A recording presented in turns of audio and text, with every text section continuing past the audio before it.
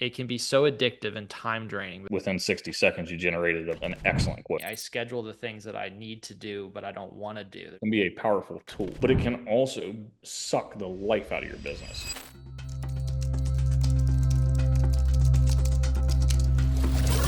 Welcome in, guys. We got a nice group with us today. Welcome to Roofer2Roofer. Um, we got Scott here, owner of Rainstoppers Roofing and STR Consulting, and then I'm the CEO of ProLine.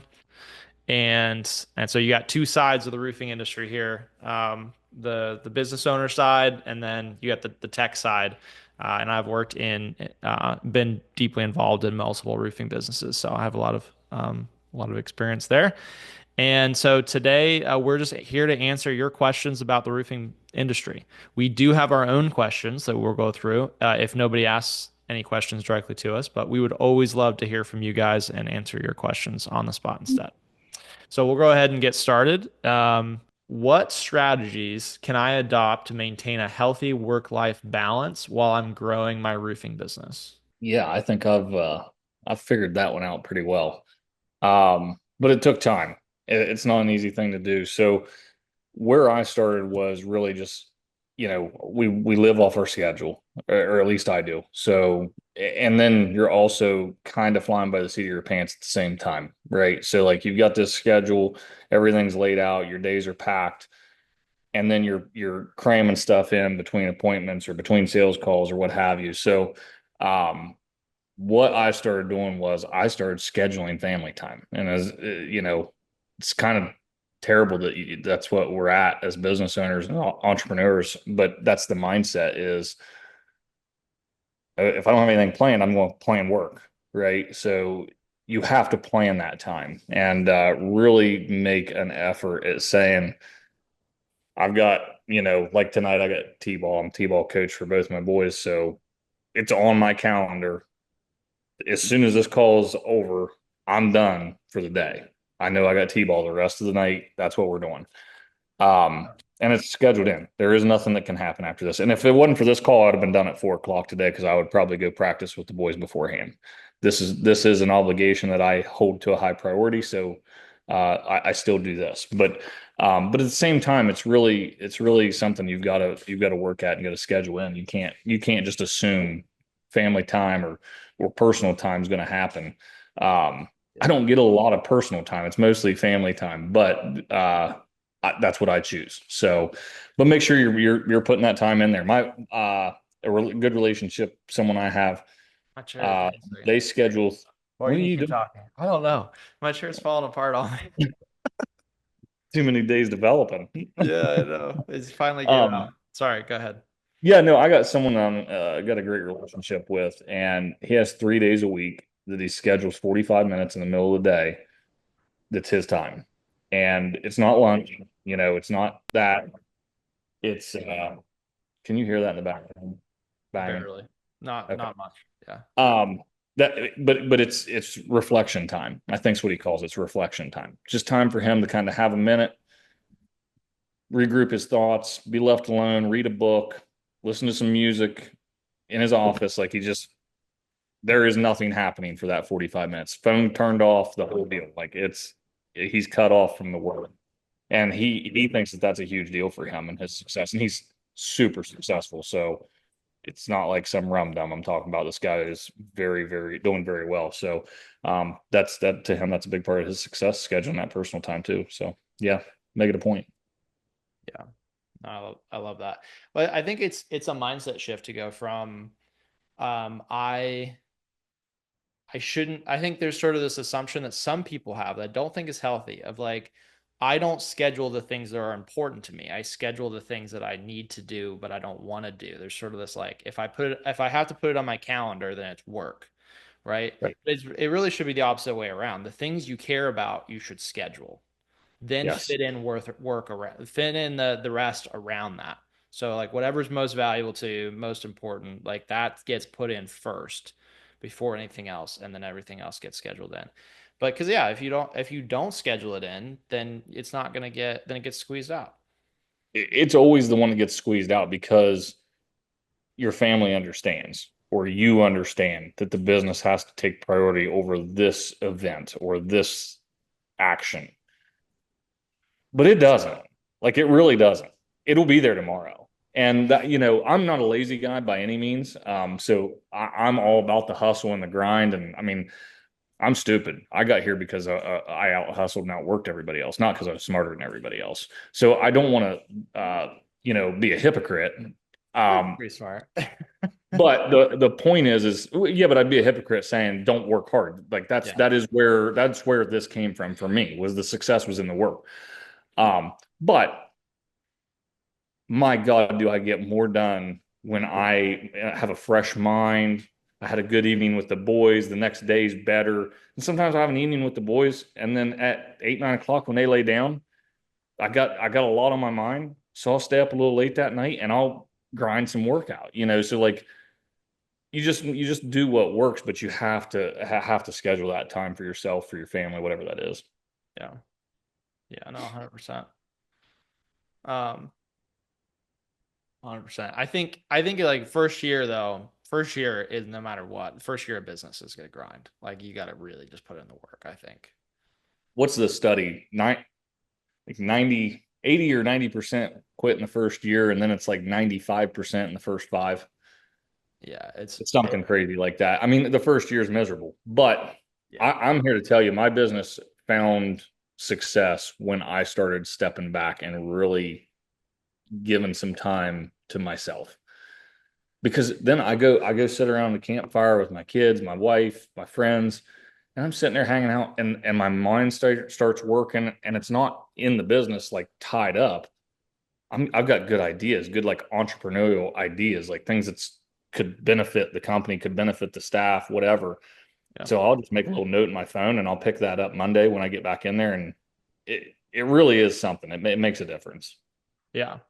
Yeah, and once you have team members, the company's at a certain size, it's like that's a full-time job to a certain extent. Like coming up with those ideas, steering the ship, keeping everybody accountable, and setting priorities for the company. Like those things become a full-time job. And so it's like you kind of have to prioritize like the clarity of mind is actually a critical part of the role of being owner, CEO. Absolutely. Um, so what are some in along the same line? What are some good time management tips for business owners? Like practical day-to-day tips on how to manage time and structure your day. Yeah, and I've got one, just one, and for me it was game changing. My sales guys do it. It's literally changed some of their lives, and this is the dumbest thing in the world. They carry a yellow notepad, and everything you do gets wrote on that notepad. Everything. So, like the goal is at the end of the day before you lay down in bed, and this helps you sleep too. I swear to God, it helps you sleep. I used to never be able to sleep. Yeah. Everything that's on your mind that you need to accomplish tomorrow or this week or whatever, is in the foreseeable future needs accomplished. You write it down on here. I always write the highest priority stuff at the top or the stuff that I know I have to do first thing in the morning because it's a scheduled event. So Yeah. I start at the top and I just write everything down. Put the low priority stuff at the bottom because there's a really good chance you're not going to get it all done. Maybe you got 20 tasks on your mind that need wrote down. You write them all down. Well, it was Monday. You knocked out 14 of those tasks, but seven of them weren't restrained to a certain day. It's just something you want to do in the business or it's something you want to try to accomplish. You carry that over to tomorrow and you adjust accordingly. Okay, maybe those are a little more, um, they need a little more priority now. Yeah. So now move those up that list, and maybe there's a couple things that fall below it now. Highest priority at the top, lowest priority at the bottom. And you mark them out every time. So as soon as you accomplish one of those tasks, it's complete, it's done, mark it out. I would even write down if I needed to make a phone call, I would write that down. I need to call AJ tomorrow. Write Yeah. that down. Because if not, I'm gonna forget to call AJ, right? Or it's gonna come up, I'm gonna do it, and I'm gonna forget the next thing I'm supposed to do. So write Are you it talking down. about a legal pad like this, That's basically? it. That's Yeah. it. Nothing fancy. I do not like the digital ones. I do not like the notes on your phone. I want a real thing that I can Paper. write on and scratch out. And Yeah. then there's a mentality thing to this that's some sort of, I don't know, there, but I read about it. It's real. It's some sort of psychiatric thing. So when you cross that out, you're supposed to like mentally go like, yes, like I accomplished, it's done. They say to do it out loud at the beginning. I don't really do it out loud, but I swear there is something about crossing that out and just kind of mentally like, yeah, got that one done. On to the next one. Yeah. It ramps you up. It releases endorphins. You feel better, like, oh shit. That weight on my shoulders, it's getting a little lighter and a little lighter. And it makes a difference. One of my guys was dealing with the same thing as me, couldn't sleep, couldn't keep it straight, would work all day, but not get nearly done what he could get done in a day. The Yeah. dude is crushing it now. Like, I mean, he's doing three times what he was doing prior to this trying this task.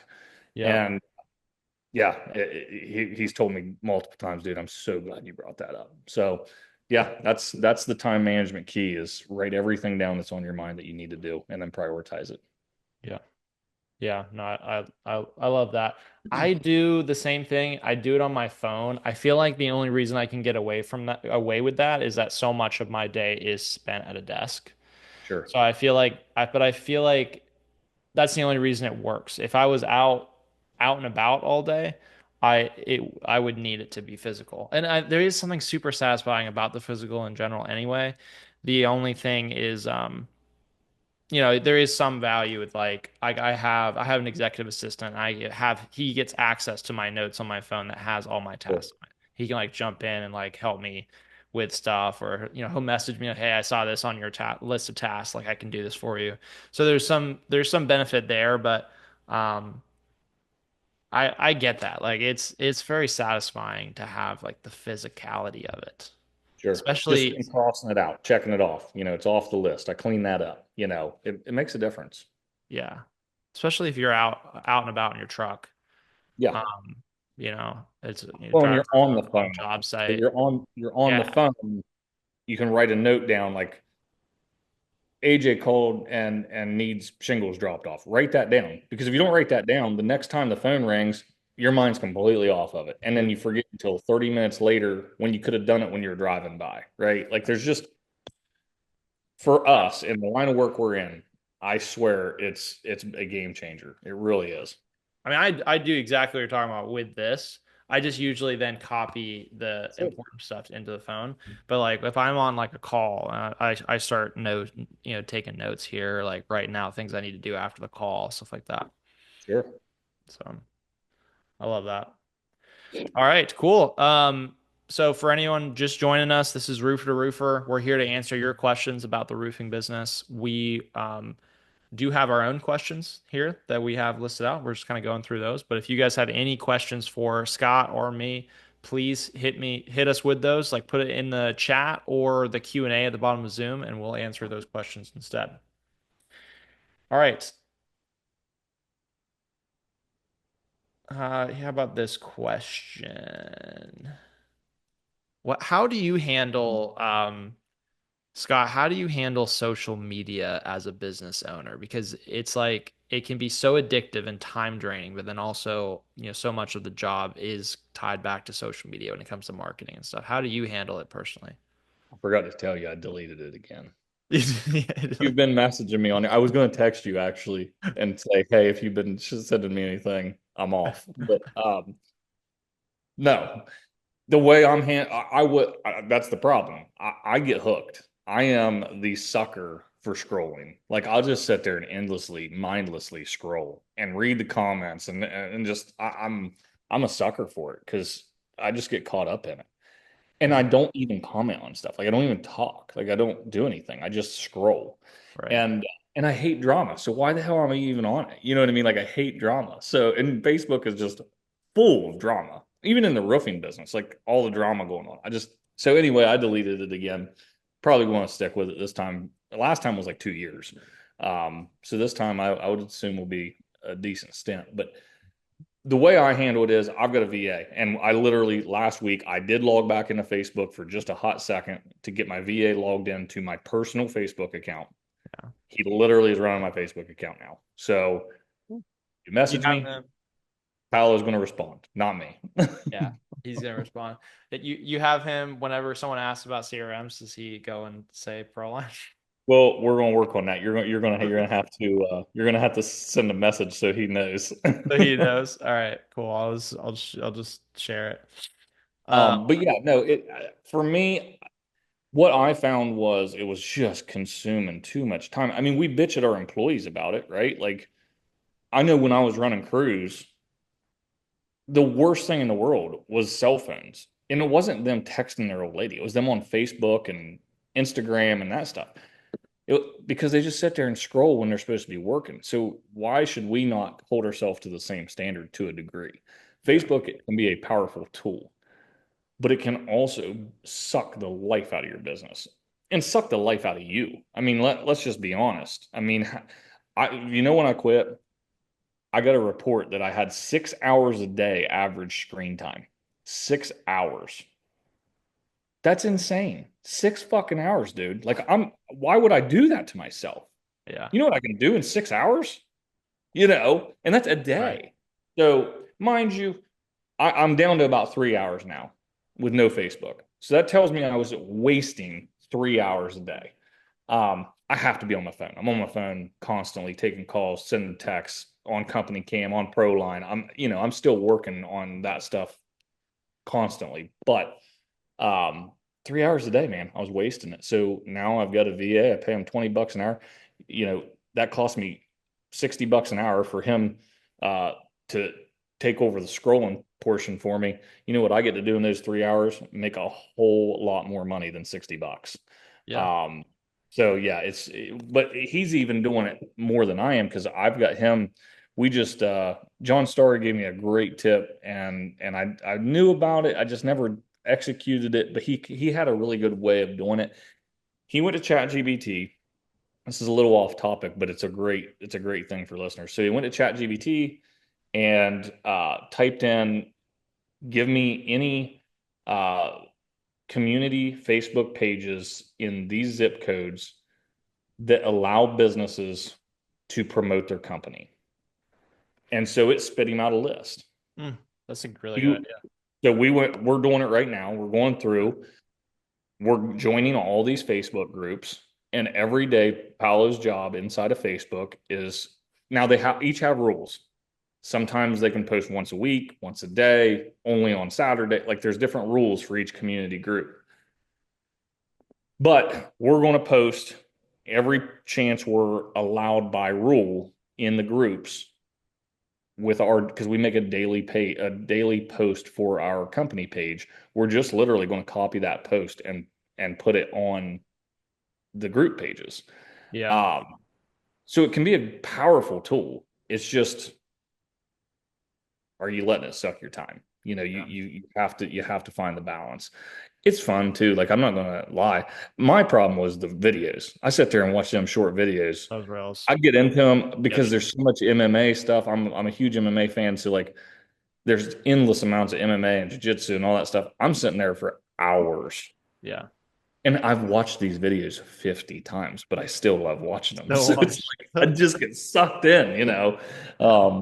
But anyway, yeah. So that's how I handle it. I put it on somebody else. Let them run it. I spend my time doing things that matter. Yeah. I totally understand that.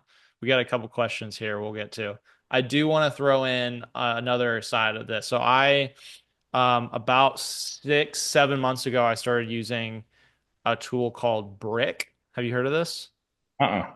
So it is an app. It's like one of the social media blocker apps. But the difference is they send you, and you can buy as many as you want, but they send you these physical bricks. They're about this big. They got a magnet on the back, so you can put them on your fridge or anywhere you want. And these bricks um, are what lock and unlock. Well, specifically unlock. You can lock at any time, but it's what allows you to access your blocked apps. And so you can have set up the Brick app to block all your social media or anything else you want blocked. And then I have like social media plus YouTube, because YouTube basically social media now. So much on there. But Yep. I brick my phone. Like whenever I notice that I'm like just scrolling, I'll just brick it immediately. And then I have to physically go like over to my fridge, or I have one in my fridge, one in my truck, one in my computer bag. So if I need to access it, I have places I can go. But the physical, what I did is like even if I uninstall it, I started getting to the point where I would subconsciously reinstall Instagram multiple times a day. That's how bad it was for me.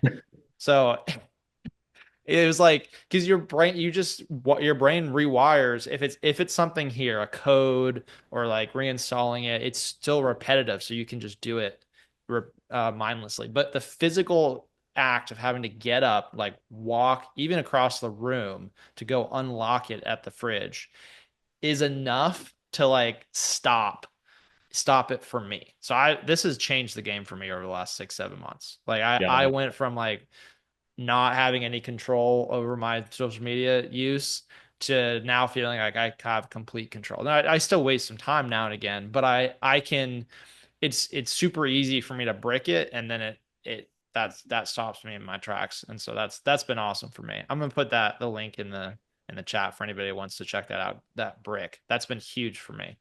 Um, but yeah, I think it's a tough thing, especially as business owners when social media is so important. It's like it's such a critical part of business these days.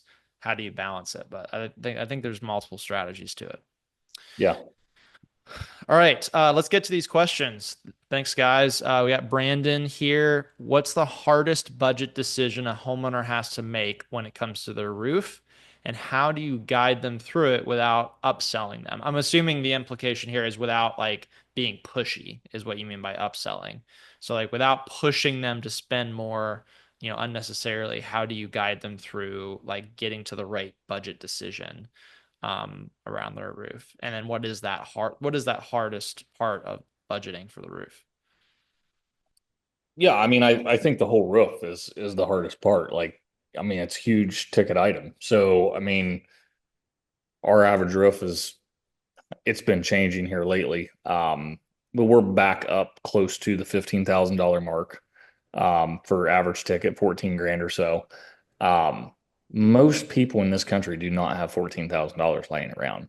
Like the vast majority of people do not have 14 grand in free cash able to spend. Um, so that's the challenge. You're already fighting an uphill battle when you go to the appointment. So um, the way we overcome it is you need it. Like this is a service that you need. Your roof is deteriorating, even if it's not leaking. If you are able to do a good inspection and it's a candidate for a roof replacement, like it really does have legitimate issues that are going to cause damage to the inside of the house, and not if, but when it's going to happen soon. Um, I mean, that's what you have to emphasize. You spend 14 grand with me today. We get this thing knocked out. We put a great warranty on it. We can even finance it to where you don't have to spend the 14 grand a day. You can make $200 monthly payments for the next 15 years, and the roof is going to last you 30 plus. Um, we can go that route also, or it starts leaking. It ruins this drywall ceiling in your kitchen, maybe ruins a couple cabinets. Now you have to worry about replacing cabinets that aren't going to match the existing cabinets. So maybe now you got to put a kitchen in, you got to put drywall in. The insulation's bad in the attic now because it got soaked. This $14,000 project could turn into 30 grand overnight. It's not a scare tactic. It's a true reality. I mean, we run into it often where we bid a job for a customer, they won't pull the trigger. We're the best price, or they want to use us no matter what. And they basically don't go with it because they can't afford it. 6 months later, they're like, I got to get you guys out here. Do you got financing? Can you get me something? I got to get you guys out here because it's raining in my daughter's bedroom, and it warped the floors in there because it poured in last night because shingles blew off in the middle of the storm. Blah blah. Just you hear these things often. Like it's not a scare tactic. It's an honest reality. So Just being honest with the customer. The other side of that honesty, though, is if they don't need it, don't sell it to them. Like if they don't need a roof, it's an 8-year old roof. We see this just as much. An 8-year old roof that did get a little bit of wind damage or did have a poor installation on, the chimney flashing or something like that. That's the one we see a lot. We've got some real knuckleheads around here with their flashing. But so we're all the time going out and reflashing a chimney. The roof doesn't need replaced. It's literally just leaking around the chimney. Let us just reflash it. It's $1,500 or 2 grand, whatever we're charging on that particular job instead of 14,000. So don't sell them something if they don't need it also. Yeah, I think that makes total sense.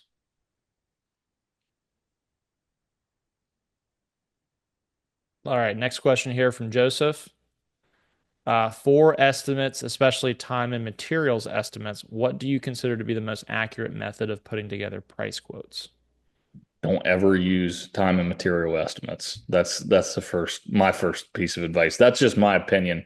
We're worth more as roofers than homeowners are willing to pay you on time and material, period.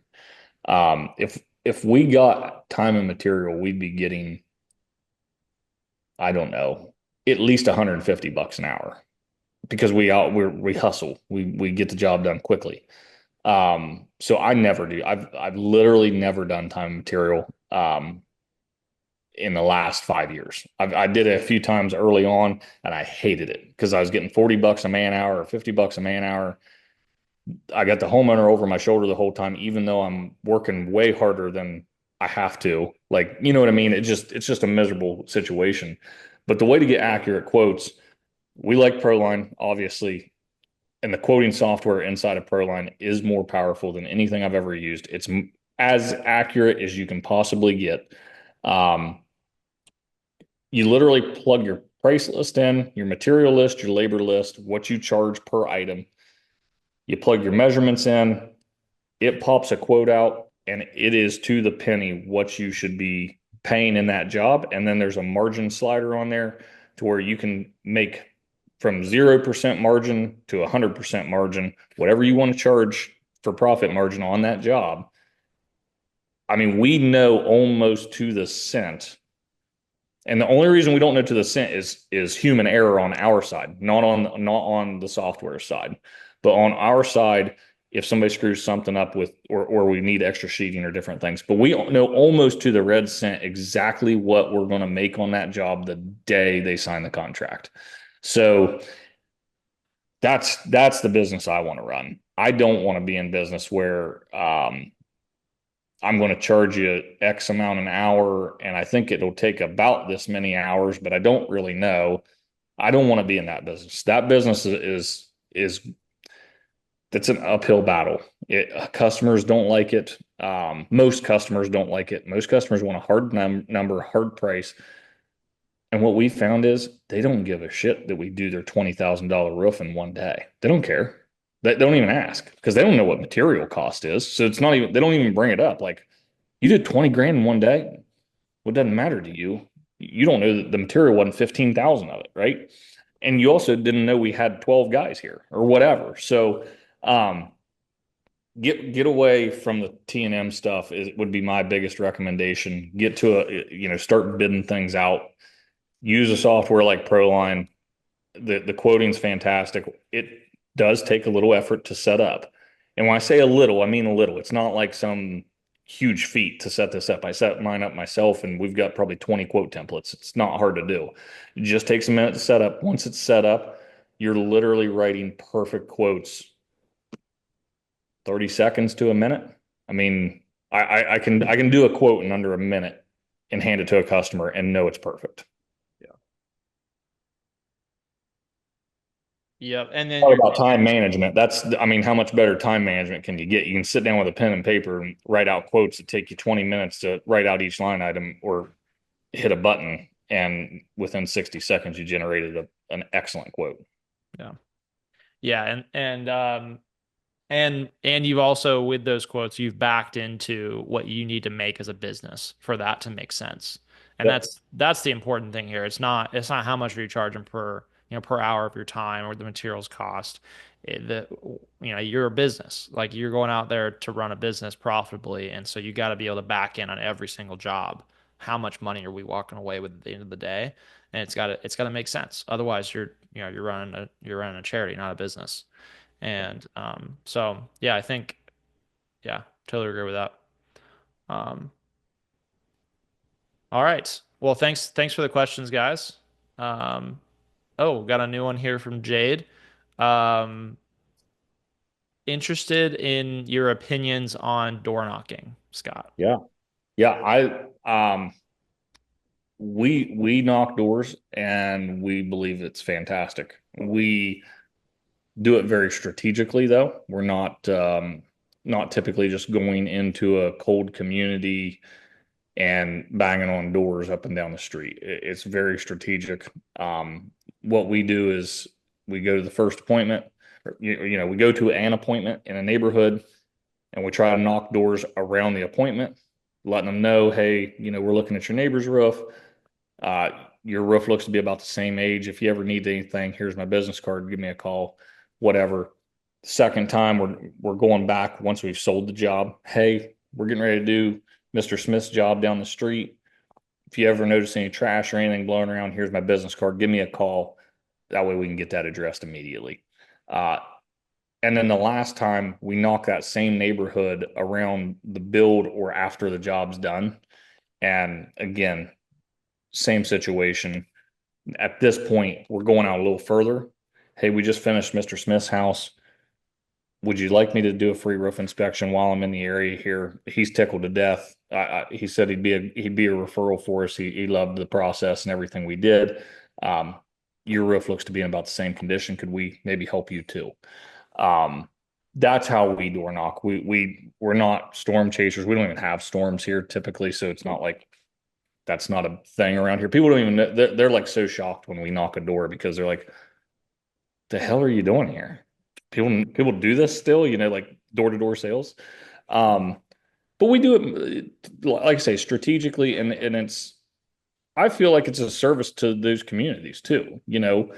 We're a great roofing company in my eyes. I think we do the right things. We take care of the customers well. It'd be a disservice to not let them know that we're working in that area and your neighbors had great experiences with us. Why shouldn't you? You know. So yeah, I think it's a good service. I think it's great for business. It's cheap leads. I mean, it costs next to nothing, and they're very high intent leads at that. So yeah, that's kind of where I stand on it. Yep. Yep. That makes sense. There's also one thing to keep in mind. There's so many types of door knocking. It's like so, I'm not sure which one Jade is referring to here, but there's definitely like the organized, massive door knocking where you're just like sending out teams of people and you're trying to get every single door in a given area. Um, then there's different levels of it because if you're just randomly sending people out, that's a very different type of operation that requires a lot of organization. You need software that's specific to do that. If you're just wanting to, I think the next tier down from that is just like strategically knocking in like zip codes that were hit by certain weather, and then I think down from that is kind of what you're referring to, which is even a little bit more strategic. And I think I've been a part of personally been a part of large scale door knocking operations. Like I've knocked doors personally for not in roofing, but it was for pest control. And there's a lot of downsides when it comes to doing that as like a local business because you burn your brand doing that for sure. But as you get more strategic and more targeted, um, it becomes more contextual because you're able to say, we're here because of the weather, or even better is like, we're here because we're working for your neighbor. Literally across the street, there's like our trucks and our guys up on the roof, right? The more you can tie it in and make it contextual, the better it's going to come across to those homeowners. The less like brand risk you run with it. So, all right. Thanks for the question, Jade. All right. If anybody else has questions, we do have a few more minutes here, so please put those into the Q&A. But let me look at our list and see if I can grab something else for us in the meantime.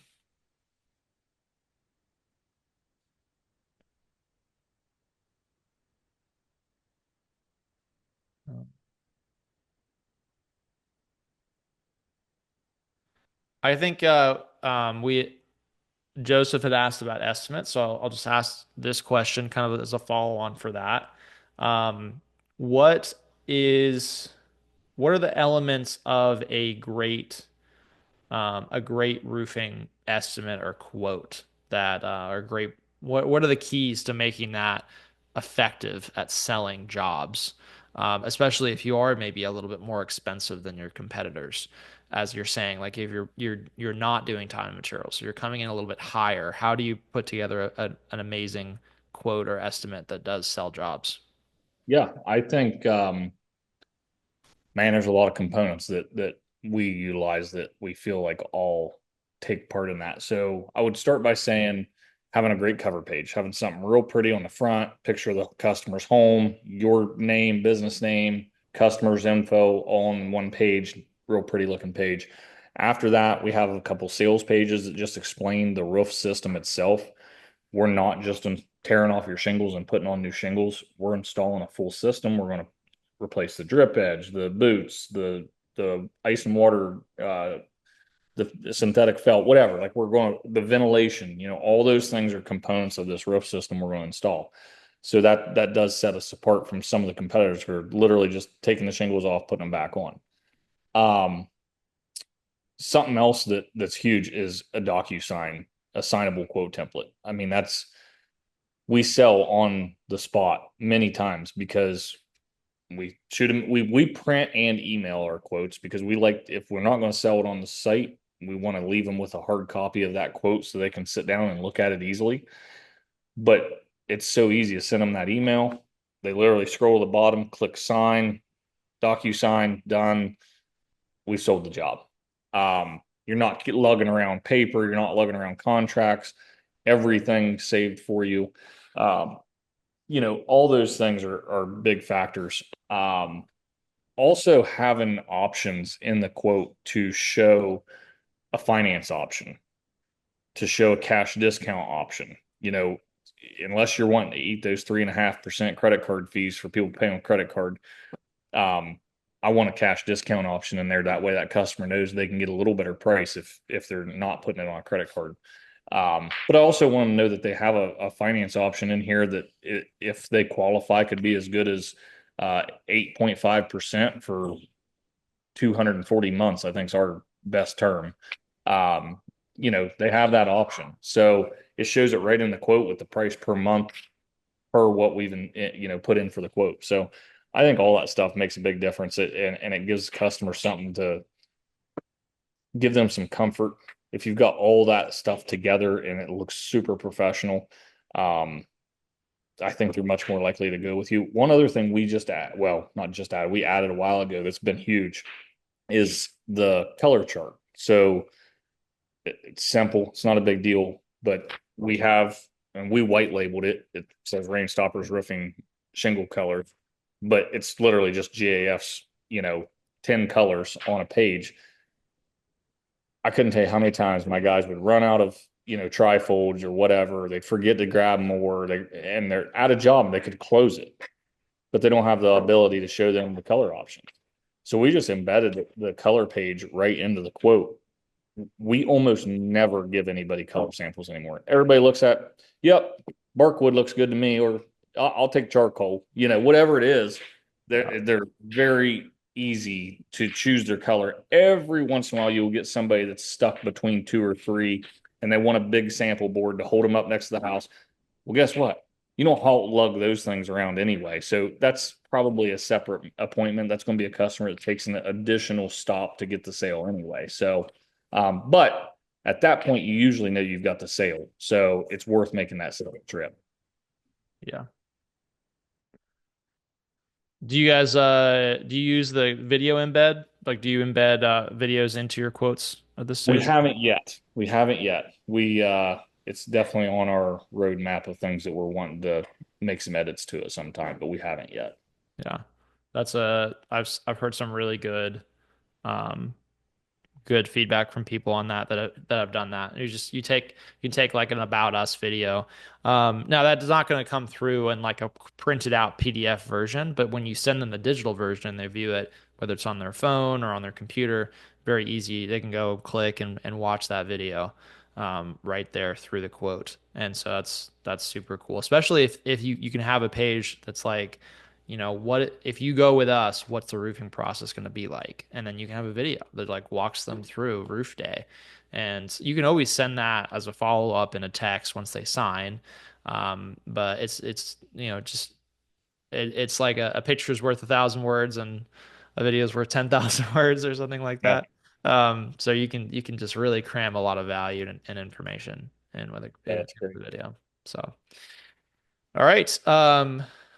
We're just about out of time, so I think we can just go ahead and probably wrap up there. Thanks for your time today, Scott, and thanks everybody for joining us today. It's a good session, good group. So I appreciate everybody showing up. We'll see everybody. Oh, so I am traveling next week. So, or is it next week?